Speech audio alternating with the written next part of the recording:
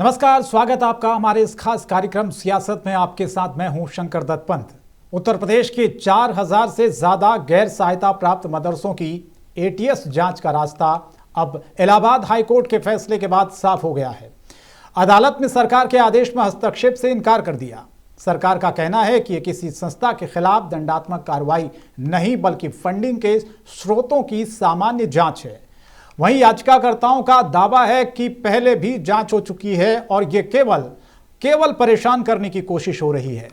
अब बड़ा सवाल यह है कि क्या राष्ट्रीय सुरक्षा और पारदर्शिता के नाम पर होने वाली जांच का स्वागत होना चाहिए या फिर नहीं, या फिर बार बार जांच के आदेश से एक खास वर्ग को निशाना बनाए जाने का संदेश जा रहा है। क्या 4000 से ज्यादा मदरसों की एक साथ जांच सुरक्षा का जरूरी कदम या फिर सियासी संदेश? अगर फंडिंग पूरी तरह वैध है तो जांच से परहेज क्यों, जांच से डर क्यों लग रहा है? और अगर विदेशी फंडिंग में कोई गड़बड़ी मिलती है तो उसकी जिम्मेदारी आखिर कौन तय करेगा? जांच तो होनी चाहिए।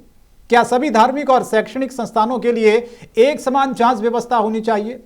सवाल यह भी कि क्या सरकार की कार्रवाई केवल पारदर्शिता सुनिश्चित करने के लिए है या 2027 के विधानसभा चुनाव से पहले एक बड़ा राजनीतिक मुद्दा भी ये बन सकता है? आज सियासत में करेंगे इसी विषय पर चर्चा।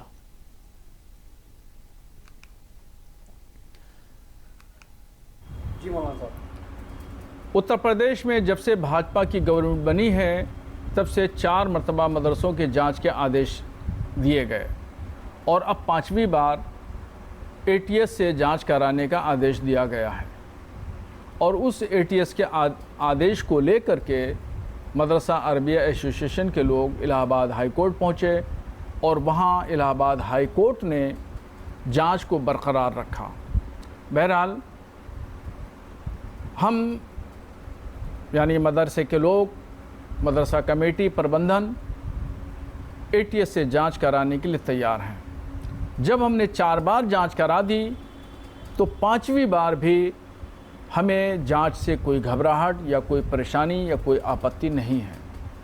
हम एटीएस के अधिकारियों का स्वागत करते हैं।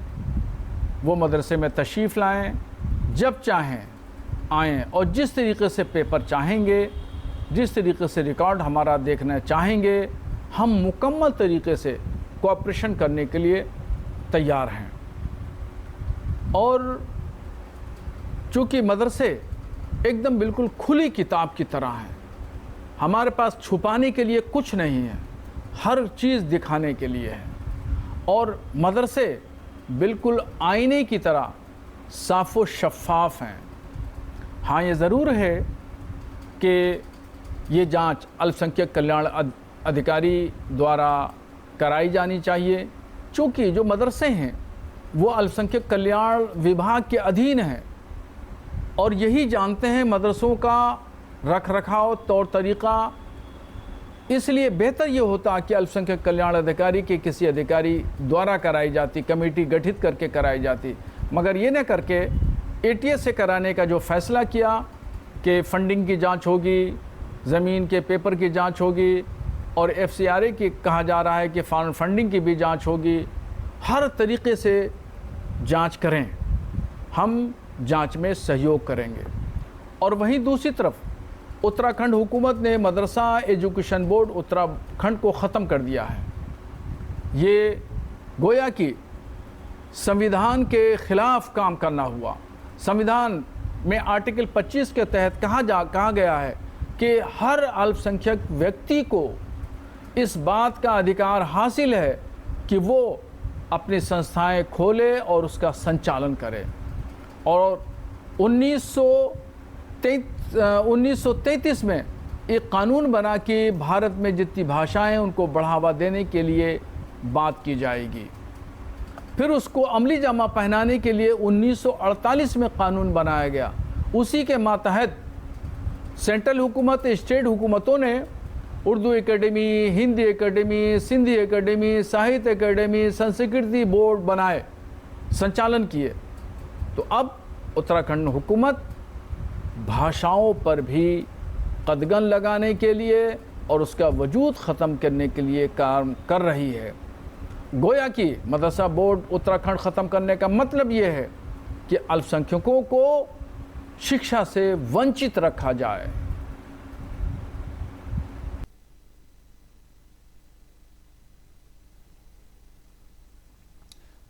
तो सुना आपने किस तरह से ये अब इस पर बयानबाजियां भी शुरू हो गई हैं। जो मुस्लिम धर्मगुरु हैं वो लगातार इस पर सवाल उठा रहे हैं। वो कह रहे हैं कि पहले भी 4 बार जांच हो चुकी है, कुछ मिला नहीं, अब एटीएस जांच करेगी 4000 मदरसों की।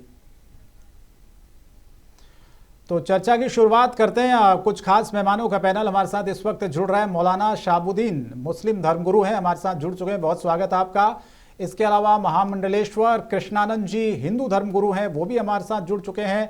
अमित गुरु हैं प्रवक्ता कांग्रेस पार्टी के, वो भी हमारे साथ इस वक्त डिबेट में जुड़ चुके हैं। आप तीनों मेहमानों का बहुत बहुत स्वागत है। सबसे पहले मौलाना शहाबुद्दीन, आप ही से मैं चर्चा की शुरुआत करना चाहता हूं। मौलाना साहब, क्या दिक्कत है? अगर जांच हो रही है तो होने दीजिए, उस पर सवाल क्यों उठाना साहब? अच्छी बात है ना। आपके पास कहने को तो होगा ना कि साहब आपने पहले भी जांचें की, कुछ नहीं मिला, एक बार और आप जांच कर लीजिए। समस्या कहां आ रही है इसमें? देखिए मुहतरम, 4 बार जांच हो चुकी है, 5वीं बार फिर जांच एटीएस के जरिए कराई जा रही है। तो हम तो चाहते हैं कि बेशक जांच कराई जाए और जो मदरसों का लेखा जोखा है वो भी देखा जाए, परखा जाए, उसके ज़मीन पेपर वगैरह वो भी देखे जाएं, फंडिंग वगैरह की भी जांच हो। हमें कोई इतराज़ नहीं है, हमने तो स्वागत किया है जांच का। जिनको इतराज़ होगा वो होगा, हम तो जांच का स्वागत कर रहे हैं। पहले भी जब फर्स्ट टाइम जो है वो जांच हुई थी तो पूरे उत्तर प्रदेश में बड़ा शोर शराबा और हंगामा था जांच को लेकर के, और तरह तरह की बातें थी, मदरसे के लोग एतराज़ जता रहे थे।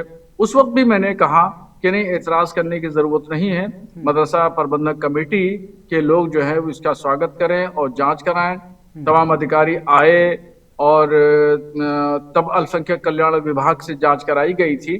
तो तमाम अधिकारी आए, उन्होंने जो जो पेपर मांगे वो सारे पेपर जो है वो दिए गए, उपलब्ध कराए गए। फिर उसके बाद में गवर्नमेंट ने एक पोर्टल लॉन्च किया मदरसा बोर्ड का, तो मदरसों के पोर्टल पे अपलोड कराने की बातें कही गई।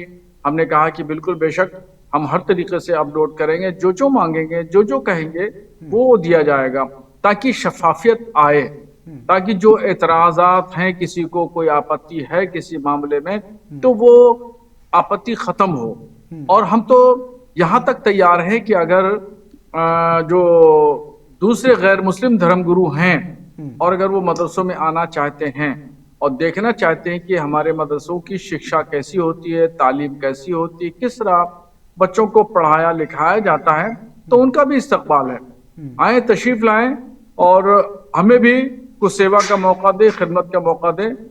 और जब देखेंगे, अंदर से देखेंगे, मदरसों को देखेंगे, पढ़ाई देखेंगे, रख रखाव देखेंगे, तो फिर खुद ब खुद बहुत सारी चीज़ें जो है जहन और दिमाग से निकल जाएंगी, और जो एतराज़ात हैं, आपत्तियां हैं, तो वो खुद ब खुद भी ख़त्म हो जाएंगे। इसलिए हम तो इन जनरल तरीके से आम लोगों को भी दावत देते हैं और कहते हैं। लेकिन मौलाना साहब, ठीक है, अच्छी बात है, आप कह रहे हैं कि आप आइए, मदरसों को देखिए, लेकिन जो विदेशी फंडिंग है ना, उसको लेकर बताया जा रहा है कि कुछ खुफिया इनपुट्स मिले हैं, इसी के आधार पर ये जांच हो रही है। और मामला तो हाईकोर्ट गया, हाईकोर्ट तो जाना ही नहीं चाहिए था, अगर आप इस बात को कह रहे हैं तो। देखिए, हाईकोर्ट में जब ये उत्तर प्रदेश हुकूमत ने टेरर फंडिंग नहीं, एटीएस के सिलसिले में जांच का आदेश दिया था, तभी मदरसा अरबिया एसोसिएशन के लोग जो हैं वो इलाहाबाद हाईकोर्ट गए थे, और इलाहाबाद हाईकोर्ट ने जांच को बरकरार रखा, जांच का रास्ता साफ कर दिया और जांच होगी। तो ये इस तरह की प्रक्रिया चलती रही है। अब शायद देखिए, जब हाईकोर्ट में मामला लंबित था, निपट चुका, अब वो जांच के लिए जो है एटीएस के लोग मदरसों में जाएंगे। तो हमने सारे मदरसों के लिए कहा और कह रहे हैं कि जो भी एटीएस के अधिकारी आए तो उनको बिठाएं और वो जो जो उनकी खातिर तवाज़ो करें, चाय पानी उनको पिलाएं, और जो जो पेपर मांगे वो पेपर दें। अब आपने फॉरेन फंडिंग की जो बात कही है तो देखिए, गृह मंत्रालय के अधीन ये तमाम चीजें आती हैं और फॉरेन रिलेशन एक्ट के तहत जो है, जो लोग भी एनजीओ चलाते हैं, सोसाइटीज हैं, ट्रस्ट हैं, उसके अंडरटेकिंग बहुत सारे इदारे चलाते हैं, स्कूल है, कॉलेज है, मदरसा है, मस्जिद है, ईदगाह है, कब्रिस्तान है। आप स्वागत कर रहे हैं ना, मतलब जांच होनी चाहिए, तो जांच होनी चाहिए ना, कोई दिक्कत तो नहीं है ना आपको? हाँ, मैं वही बता रहा हूँ, तो उसको ये गृह मंत्रालय के अधीन आता है, एफसीआरए कहलाता है। तो एफसीआरए का जो टाइटल है वो ऐसे वैसे नहीं मिलता है, आयरू गैरू खैरू नत्थू को नहीं मिल पाता है। ये बड़ी अप्रोच के बाद में मिलता है और बड़ी नीचे से लेकर ऊपर तक जो है वो उसकी जांच पड़ताल होती है। अगर सोसाइटी में 10 लोग हैं तो 10 लोगों की अलग अलग से व्याख्या होगी, अलग अलग से जांच पड़ताल होगी, उसके कैरेक्टर का, उसके किरदार का, उसके कारोबार का। फिर उसके बाद में अगर 10 के 10 सही पाए गए तो फिर जो है वो जाकर के वहां गृह मंत्रालय से। मैं लौट रहा हूँ मौलाना साहब आपके पास, कुछ और मेहमान भी, उनको भी जोड़ लेता हूँ मैं डिबेट में, क्योंकि वक्त बहुत कम रहता है, आप जानते हैं। ब्रजेश मणि जी, प्रवक्ता भारतीय जनता पार्टी के, जुड़ चुके हैं। महामंडलेश्वर कृष्णानंद जी हिंदू धर्मगुरु हैं, और इसके साथ साथ हमारे साथ कांग्रेस पार्टी से भी अमित गुरु जी जुड़ चुके हैं। मैं बीजेपी से रुख कर लेता हूँ। ब्रजेश मणि जी, मौलाना साहब बैठे हैं, शहाबुद्दीन साहब वो कह रहे हैं कि भैया क्या दिक्कत है, 4 बार पहले जांच हो चुकी है, एक बार और कर लीजिए, कुछ मिला थोड़ी है। तो जब ठीक है, जांच नहीं तो बार बार जांच का मतलब क्या है फिर? जी नमस्कार। जांच तो हर साल होनी चाहिए, हर चीज की जांच होनी चाहिए। तो जांच हो रही है तो उसमें किसी को दिक्कत नहीं होनी चाहिए, और अगर दिक्कत नहीं थी तो फिर कोर्ट में जाने की क्या जरूरत थी? अभी मौलाना साहब ने एफसीआरए की बात की, बात एफसीआरए और सीएसआर की नहीं है। बात है कि कहीं ये जो टेरर फंडिंग की बात है, जो कि इलीगल तरीके से आता, कहीं इस तरीके की कोई बात नहीं है तो बहुत अच्छा है। और जांच होगा तो होने वाला होगा भी, तो नहीं होगा। मौलाना साहब भी सुरक्षित रहेंगे, हर आदमी सुरक्षित रहेगा। मौलाना साहब ने अच्छी बात कही है कि जांच का होना चाहिए, ठीक है, इसमें कोई ऐतराज नहीं, किसी को होना चाहिए। महामंडलेश्वर कृष्णानंद जी हिंदू धर्मगुरु हमारे साथ जुड़े हुए हैं। कृष्णानंद जी बताइए कि आप, मुस्लिम पक्ष का ये कहना है कि भैया 3-4 बार पहले भी जांचें हो चुकी हैं, उसमें कुछ निकला नहीं है, अब बेवजह जांच पे जांच कर रहे हैं। अब एटीएस जांच करेगी 4000 मदरसों की, तो फिर सवाल ये उठता है कि क्या ये परेशान करने के लिए कदम उठाया जा रहा है, एक खास वर्ग को टारगेट किया जा रहा है? आपका क्या मानना है इस पर? मैं अध्यात्म गुरु महामंडलेश्वर स्वामी कृष्ण आपके चैनल के दर्शकों को बहुत बहुत साधुवाद देता हूं। देखिए, ये सरकार के अधिकार क्षेत्र में होता है कि किसी भी कॉलेज, कोई भी मदरसा, कोई भी संस्था, कोई भी ऑर्गेनाइजेशन, उसकी वो जांच कर सकती है सरकार, अगर उसको कहीं पर कोई इनपुट ऐसे मिलते हैं। अभी जो हाई कोर्ट ने, माननीय उच्च न्यायालय ने जो इनकी अर्जी खारिज करते हुए आदेश दिया है कि जांच को हम नहीं रोक रहे हैं, जांच ठीक तरीके से हो रही है, तो उन्होंने उसमें इस बात का जिक्र किया है, माननीय उच्च न्यायालय ने, कि कुछ संदेह और कुछ इनपुट सरकार को प्राप्त हुए हैं, उसके आधार पर ये जांच हो रही है। तो जांच के लिए, जैसे हमारे मौलाना साहब अभी बहुत अच्छा बोल रहे थे कि जब जांच से ऐतराज क्यों, मेरा प्रश्न ये है, और यदि ऐतराज नहीं थी तो हाई कोर्ट जाने की जरूरत क्या पड़ गई? भाई, जांच तो कभी भी कर सकती है सरकार, क्योंकि फंडिंग तो हर साल आती है। फंडिंग तो आती है तो उसकी जांच किस समय, किस प्रकार की फंडिंग हो जाए, ये तो पता नहीं होता है। तो अगर हमें, हमारे जैसे चोर की दाढ़ी में तिनका नहीं है, तो कोई कितने बार भी जांच करे, हमारे ऊपर क्या फर्क पड़ेगा? दूसरी बात, ये जो जांच हो रही है, 1 मिनट, ये जो जांच हो रही है, मैं इस जांच का समर्थन इसलिए कर रहा हूं, और माननीय मुख्यमंत्री योगी जी को इस बात की इसलिए मैं बहुत बहुत बधाई देता हूं कि उन्होंने ये फैसला राष्ट्र हित में लिया है कि कहीं किसी संस्थान या मदरसा के द्वारा अगर टेरर फंडिंग की कोई ऐसी शक संदेह पाया जाता है या गतिविधियां पाई जाती हैं, तो फिर ये देश के लिए, राष्ट्र के लिए खतरा हो जाएगा, इसलिए जांच बहुत आवश्यक है। ठीक है सर। अमित गुरुजी, आप क्या मानते हैं, आप समर्थन करते हैं जो 4000 मदरसों की एटीएस जांच करेगी?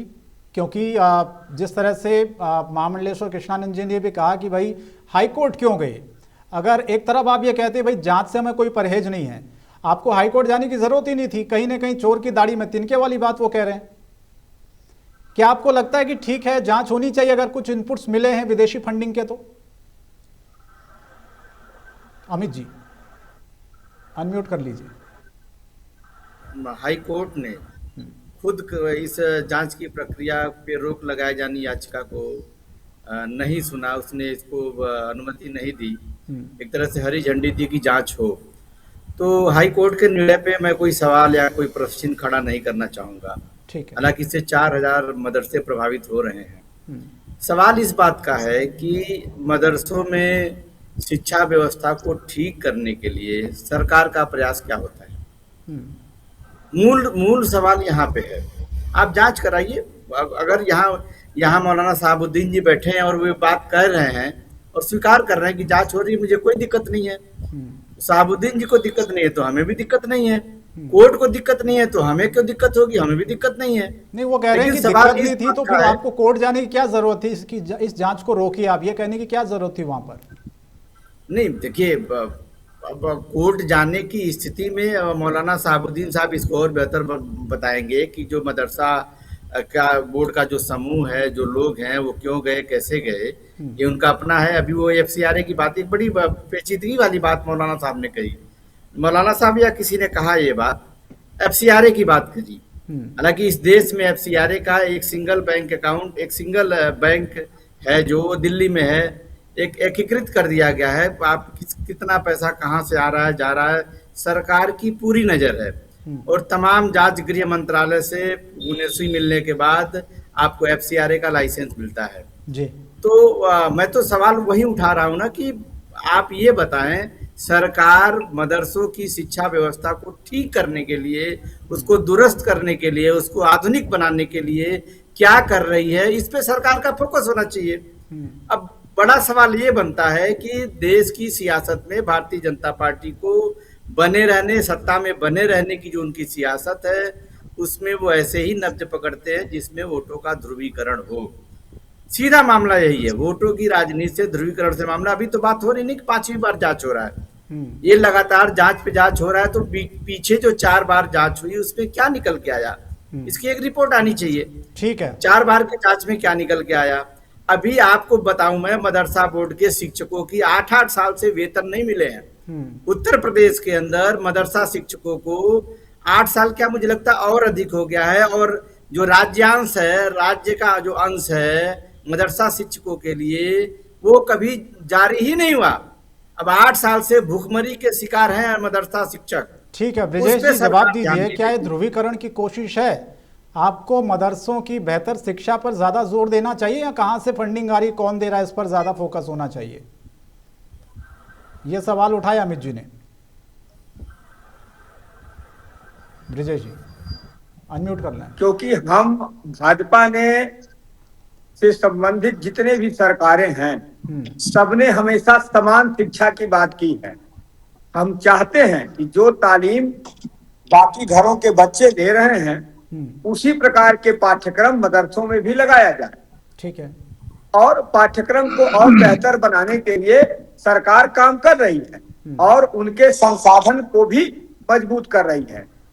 अब ये पता नहीं कहां से कह रहे हैं 8 साल से मदरसों के शिक्षकों को वेतन नहीं मिला, ऐसा तो कोई बात संज्ञान में नहीं आया। मौलाना साहब, क्या ऐसी बात है कि 8 साल से वेतन ही नहीं मिला है? दूसरी बात, हाँ, ये बात बिल्कुल सही है। ये बिल्कुल बात सही है कि जो सेंट्रल गवर्नमेंट से नियुक्तियां होती थी, हर मदरसे में एक यानी एक पद था, उसको कहते थे साइंस टीचर। तो उस साइंस टीचर की 2 टीचरों की, 3 टीचरों की नियुक्तियां होती थी। तो उसमें कुछ भाग सेंट्रल गवर्नमेंट पैसा देती थी और कुछ जो है स्टेट को देना होता था। तो ये 7-8 साल से बिल्कुल बंद है और कोई पैसा जो है वो टीचरों को नहीं मिला है। वो टीचर लोग परेशान हैं, काफी हद तक परेशान हैं। बोले। हाँ, ले रहा हूँ जवाब। ये जिस व्यवस्था के तहत ये दी जाती थी, जिस बोर्ड की यह सरकारी मान्यता प्राप्त सरकारी विद्यालय इनके नहीं थे कि वह एक ऐसे ही इन्हीं के नहीं, ऐसे ही जिस प्रकार से ऐसे बोर्ड थे जो नियम केवल एक विषय की तालीम दे रहे हैं, संपूर्ण तालीम नहीं दे रहे हैं जो दिया जाना चाहिए, उसके अनुरूप सरकार उसमें अपना राजस्व नहीं देगी। आप एक मजहबी शिक्षा खाली कराएंगे, बाकी चीजों को नहीं कराएंगे। ब्रजेश मणि जी, आप आधी अधूरी जानकारी दे रहे हैं, तोड़ मरोड़ के आप गलत जानकारी टीवी चैनल पे आप बैठे हैं। आपको जानकारी दिए पहले मैं अपनी जानकारी और आपको दुरुस्त करा देता हूँ। आपको गलत जानकारी है। सरकार की व्यवस्था के तहत मदरसा में शिक्षक नियुक्त हुए हैं, पहले आप ये समझ लीजिए। सरकारी व्यवस्था के अनुरूप विद्यालय की बात कर व्यवस्था के तहत नियुक्त हुए हैं। और एक मजेदार बात शंकर दत्त जी, मैं आपको बता दूं, मजेदार बात बता दूं, मदरसा शिक्षकों में बात कर रहे हैं की संख्या को जब आप देखेंगे तो लगभग 50% हिंदू अध्यापक हैं।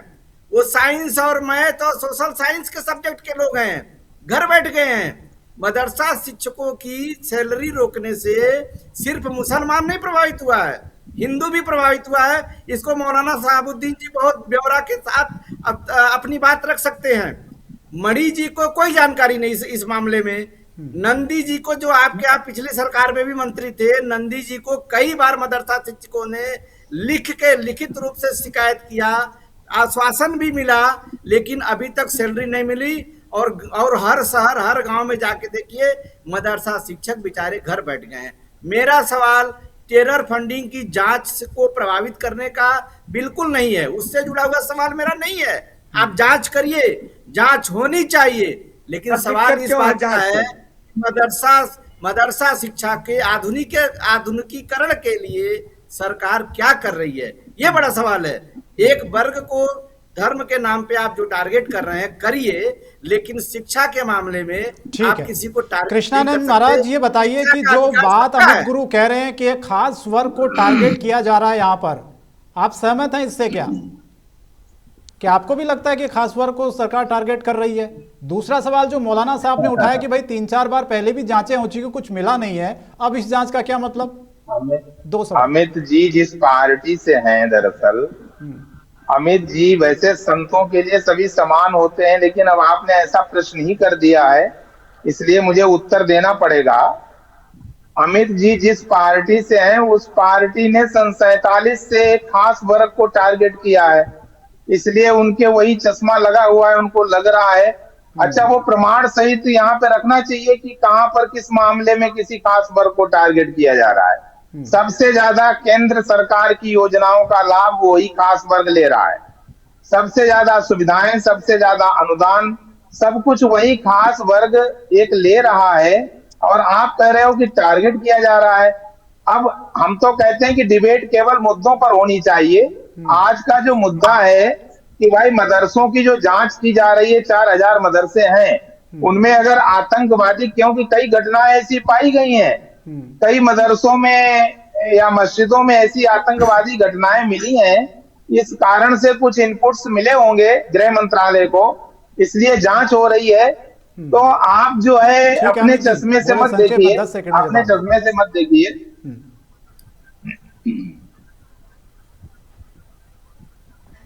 बोलिए बोलिए अमित जी। शंकर दत्त जी, हमारे धर्मगुरु जो बात अभी रखे हैं, मैं उन्हीं की बात से, उन्हीं के तर्क से एक सवाल करता हूं। 10 साल से अधिक हो गए, 11 साल 12 साल हो गए आपको केंद्र की सत्ता में रहते हुए। 9 साल आपने उत्तर प्रदेश में पूरा कर लिया। कितने आतंकी भर गए मदरसों में, मैं ये नहीं समझ पा रहा हूँ। आपकी जो जांच एजेंसियां हैं, जो आपकी सुरक्षा एजेंसियां हैं, जो तमाम ब्यूरोज हैं, वो क्या कर रही है? सरकार कैसे चला रहे हैं? सारे आंकड़े आपको बीजेपी के प्रवक्ता, आप 9 साल से उत्तर प्रदेश में आपकी सरकार है, आप सोचिए जरा। बीजेपी के प्रवक्ता ब्रजेश मणि जी आपको आंकड़े देंगे। 2014 से आप केंद्र में हैं, और ये लगातार मदरसों में आतंकी पनप रहे हैं। ये आप लोग पनपा रहे हैं क्या? ये आंकड़े बीजेपी के प्रवक्ता ब्रजेश मणि जी देंगे अभी आपको। नहीं, वो आपने आप चूंकि इंटरवीन किए हैं, तो मैं ये आपसे सवाल कर रहा हूँ, बीजेपी के प्रवक्ता ये जवाब देते हैं कि 10-12 सालों से सरकार आपकी है और मदरसे में आए दिन आतंकी पनप रहे हैं, तब तो आपकी जो खुफिया एजेंसी है, जो आपका गृह मंत्रालय है, वो सो रहा है। सरकार जो है वो राष्ट्र हित में काम कर रही है, तभी तो पकड़े जा रहे हैं। अगर राष्ट्र हित में काम न करे तो कैसे पकड़े जाते हैं? आप आंकड़े दीजिए ना, कितने मदरसों में कितने आतंकी पकड़े गए। मैं जांच से बिल्कुल ये नहीं कहता कि जांच नहीं होनी चाहिए, जांच करिए। 4 बार आपने किया, आपको 4 बार और करिए। जांच से, लेकिन आपकी सरकार में ये आतंकी पनप रहे हैं। जांच, अरे कहाँ नहीं पनप रहे हैं आप? अभी डॉक्टर आतंकी पकड़े की क्या बात करते हो? अभी डॉक्टर्स पकड़े गए और इसी खास समुदाय के पकड़े गए, इसी खास समुदाय के डॉक्टर। कहीं लफ्ज याद हो रहा है, कहीं मेरी बात सुन लीजिए, मेरी मदरसों में आतंकी पनप रहे हैं और देश की सरकार मेरी बात सुनिए, हो रही है। आप अगर आतंकी नहीं पनप रहे, मेरी बात सुनिए, मैं साधुवाद देता हूँ आपको। अमित जी मेरी बात सुनिए, अगर आतंकी नहीं पनप रहे हैं तो ये डॉक्टर, अभी डॉक्टर जिहाद, अभी डॉक्टर जिहाद पकड़ा गया के चढ़ावे में चोरी हो रही है। अभी जो विस्फोट, मेरी बात सुनिए, मदरसों में इनको आप साइलेंट करिए। 10 साल से सरकार आपकी है, सियासत आपकी है। आप साइलेंट होइए, जवाब दीजिए ना। अमित जी आप जवाब दीजिए ना। अभी जो विस्फोट हुआ था अमित जी, और उसके तार एक मस्जिद से पकड़े गए, और अभी जो डॉक्टर जिहाद पकड़ा गया, सफेद कॉलर वाले जिहादी आतंकी पकड़े गए, तो ये सब क्या है? आप कहाँ की बात कर रहे हैं? आपके पास आंकड़े नहीं है क्या? की बात कर रहे हैं आप कहाँ के बम विस्फोट की बात कर रहे हैं? आप प्रवक्ता से, भाजपा के प्रवक्ता से पूछे, वो भी बताएंगे आपको आंकड़े को। अभी डॉक्टर नहीं पकड़े गए, अभी डॉक्टर जिहाद करते हुए नहीं पकड़े गए, चले अभी डॉक्टर लोग सफेद कॉलर जिहाद करते हुए नहीं पकड़े गए। नहीं तो आप ही बताइए। पकड़े जाने से पूरे समुदाय, जो एक विस्फोट, जो अभी गाड़ी में विस्फोट हुआ था, उसके तार एक मस्जिद से नहीं मिले। राम मंदिर में चंदा चोरी, राम मंदिर में मत जाइए, मुद्दे पे रहिए ना। राम मंदिर का मुद्दा चोरी हुई तो क्या सभी राम मंदिर, ठीक है अमित जी, अंतर हो जाएंगे, हम विषय से अलग चले जाएंगे। राम मंदिर यहाँ मुद्दा नहीं है। ठीक है, वक्त जो मुद्दा है उसमें वक्त की कमी है, वक्त की कमी है, मैं यही कह रहा हूँ वक्त की कमी है। अभी तार पकड़े गए जो गाड़ी में विस्फोट हुआ, और सफेद कॉलर जिहाद पकड़े गए, डॉक्टर बन करके जिहाद कर रहे हैं, तो ये पकड़े गए कि नहीं पकड़े गए? चलिए ठीक है, बहुत बहुत धन्यवाद। माफी चाहता हूँ, चर्चा को आगे नहीं बढ़ा पाएंगे कि आप सब जानते हैं वक्त की पाबंदी होती है, इसलिए सबको बारी बारी से मौका दिया बोलने का। बहुत शुक्रिया मौलाना साहब, ब्रजेश जी और महामंडलेश्वर कृष्णानंद जी और अमित गुरु जी, आप चारों का शुक्रिया, आपने वक्त दिया, चर्चा में शामिल हुए। लेकिन जिस तरह से 4000 मदरसों की जांच होगी उत्तर प्रदेश में, दरअसल पैसा आ कहां से रहा, इनकी फंडिंग कहां से हो रही है, इन तमाम पहलुओं की जांच होगी। लेकिन अब इस पर सियासत भी शुरू हो गई है। कांग्रेस ने सीधे सीधे आरोप लगा दिया है कि दरअसल एक खास वर्ग को टारगेट किया जा रहा है। सियासत में फिलहाल आज के लिए इतना ही, लेकिन लगातार खबरों का सिलसिला जारी रहेगा। नमस्कार।